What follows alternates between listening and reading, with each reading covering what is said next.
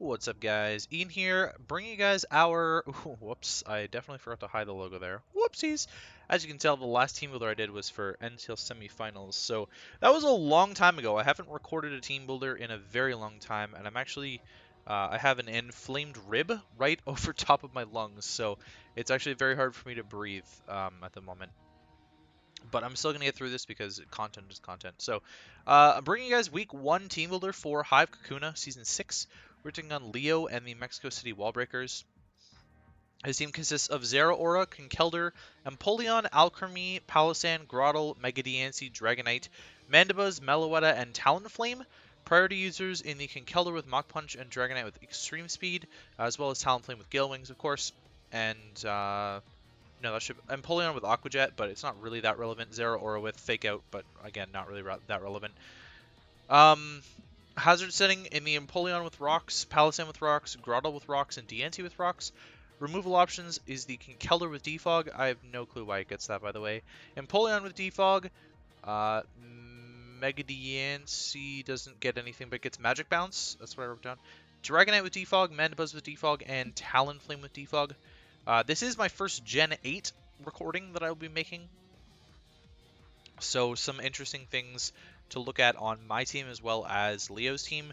My team is very Gen 7 based. Leo's team is very Gen 7 based. We both only have one new Pokemon, but a lot of stuff got new toys, especially heavy duty boots for his team with his triple flying types in the back there. 4 times weaknesses for him. He's got the Megadiancy weak to Steel, Dragonite weak to Ice, and Talonflame weak to Rock, which is not really a concern for it in terms of Stealth Rocks, but Stealth Rocks are still obviously very valuable in case he decided not to go heavy duty boots on Dragonite, Mandibuzz, or Talonflame. He should go heavy duty boots on all 3 of them if he's bringing all 3 of them. That's besides the point, really. In terms of what I don't think he's going to bring, I don't think Alchemy comes, and I don't think Grottle comes. Alchemy is very specially bulky, but not so physically bulky, and I have 2 poison types on my team, so it would make a lot of sense for him not to bring Alchemy. It's also very slow against me, which I don't think really helps its case against something like Terrakion. Even if it can switch in to Terrakion, then it's not going to do that. And then Grottle is just horrible. There are so many other better options on his team that he could bring against me than Grottle. Like, Grottle just offers absolutely nothing defensively for him. Checking Blastoise is not Grottle's job this week. It is most certainly Empoleon's job, or Meloetta's. Zera Aura is very likely, in my mind. I think it's definitely coming, probably. It outspeeds everything bar Mega Beedrill. Conkeldurr is super duper strong, and even though I have Psychic Terrain to block Mach Punch, and some decent physical answers to it, it's a good revenge killer against Terrakion, and it can still hit my Psychic types pretty well. Wouldn't be surprised if it doesn't come, but it definitely pressures mons like Duraludon and Terrakion quite a bit, and could revenge Blastoise if my Psychic Terrain is not up. Empoleon is definitely the defensive answer to Blastoise in this matchup. It's also a probable defensive answer to Tapu Lele, which his team is actually very weak to. I wouldn't be surprised if like AV Meloetta is another response to Tapu Lele, by the way. Alchemy, like I just mentioned, I don't think is coming. Palossand is definitely coming. 100% this mon is coming. It is his absolute best Terrakion answer. I'm not bringing Terrakion. I thought about bringing Scarf Terrakion, but it is so bad with Palossand sitting there in the back. Grottle's not coming. Megadiancy is probably coming. It beats a lot of Pokemon on my team, especially Terrakion and Victini. Oh, excuse me. Oh my god, my side. It can also beat down my Steel type because it's part Dragon and it just drops any special moves. So Moonblast is really effective against my team. Dragonite, I think, makes a bit of sense. Not as much as something like Talonflame does, but it could make sense. I just think that Lele is like a really big reason not to bring it. I think that Mandibuzz is probably coming just so I can't spam Psychic moves all over the place. Meloetta would make a lot of sense if it's just... Did that pop up? Can you guys see that? No. Okay, cool. My layout is blocking the Steam things from popping up, which is great. For some reason, Steam updated, and now it's like always on. So... like friends playing games just always pop up in the bottom right hand of my screen, but it's covered, so cool. Where was I? Mandibuzz, Meloetta. Meloetta is coming to check Lele, I think. It doesn't have the best matchup here. I've actually got a fairly solid matchup just in terms of the offensive pressure I can put on him. I'm not entirely sure I can beat certain mons on his team though, so we'll get to that in a sec. And then Talonflame is a really good revenge killer, and it can check something like Serp. Serp would be a good bring for the Mega Diancie, besides the fact that there are 3 flying types, and I don't have HP Ice to work with anymore, or HP Rock, actually, I should say, in this matchup. There's no HP Rock to work with, so I cannot do that. In terms of what I'm bringing here, first up is Mudsdale. Bring Earthquake, Rocks, Toxic, and Rock Tomb. So Rock Tomb is there obviously for the flying types. Help me get some speed control against something like the Dragonite or the Talonflame or the Metabuzz. Rocks are just super good against this team, and I can't imagine... like, Empoleon could defog them away, but I threaten Empoleon out. Mega Diancie, I kind of threaten out anyways with Earthquake, so there's no real reason for him to stay in on it. And then the flying types I threaten out. Zeraora I kind of threaten. I'm fully Spadef for the Zeraora, but this is also my Mega Diancie check, so Zeraora could Grass Knot me, and it'll do a lot, but I'm fully Spadef, so I should live at least 1 and be able to Earthquake it back. Toxic is there mostly for the Mandibuzz. I would like to get Toxic on that, but I could also get Toxic on Palossand, and that would be ideal too. Heal Beller on this teams are like Mega Diancie, Meloetta, and Aromatherapy, and like Alchemy. But Toxic's a really good status to spread around because there's no poison type on this team, and his steel type is Empoleon with no recovery. So that's Mudsdale. I'm bringing a Lanturn, which is a mixed defensive Lanturn, more in the bulks than HP, because Lanturn actually gains more from investing in the defense stats than HP. So Ice Beam is there pretty much only for the Dragonite, but also kind of for Grotle. I don't think Grotle's coming, but it's kind of for that. This is like my main Zeraora switch in. I would rather have this than Mudsdale be the Zeraora switch in, because I need this, or I need Mudsdale switch into Diancie, which is way too big of a threat, and I don't want to just have to keep sacking stuff to that. So Surf is pretty solid against most of the team here. Just really good stab option, and then Volt Switch to get some momentum. Against anything bar Zeraora or Palossand, but I can just surf the Zeraora anyway, so it doesn't really matter. Zeraora is not going to have the best coverage for me, although Grass Knot is going to cover Lanturn and Mudsdale, which is not ideal.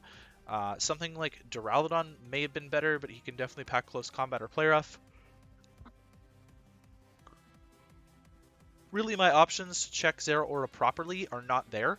When it gets Blaze Kick now, it's a more reliable way to hit Serp, so I just don't have the proper checks that I could to a Zeraora, so I'm going with like kind of janky sets to check that. I've got Protect here as the last move, just to scout out something, especially on choice locked mons. Having Protect is really valuable, and also with Leftovers, I can get a turn of Leftovers recovery back, which might make the difference later on in the game.